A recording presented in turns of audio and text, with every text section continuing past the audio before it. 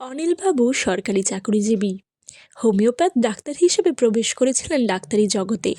হাত যশ থাকার জন্য রোগীরা ভালো হয়ে যেত, গরিবদের বিনামূল্যে ওষুধ দিতেন। অল্প দিনের মধ্যে অনিলবাবুর নাম পাড়ায় ছড়িয়ে পড়ল। অনিলবাবুর ভাড়াটে হিসেবে এই শহরে এসেছিলেন। যে বাড়িতে থাকতেন সেই বাড়িটি খুব সুন্দর ছিল। পাশে মন্দির, নানা রকম গাছ, পাশে খেলার মাঠ। এখান থেকে অনিলবাবু অন্য জায়গায় বদলি হয়ে যাবেন, তাই মনটা বিষণ্ণ হয়ে আছে। সকলের সঙ্গে পরিচয় হয়ে গিয়েছিল। ছোট ছেলেরা তাকে গল্প বলার জন্য বায়নাও ধরত। আজ যাবার মুহূর্তে সবাই এসেছে বিদায় জানাতে।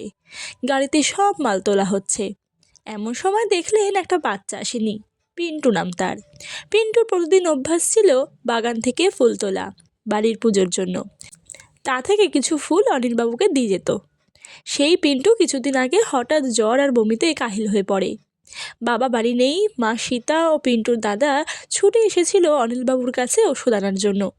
সেদিন অনিলবাবু সারা রাত জেগে পিন্টুকে সুস্থ করে তুলেছিলেন।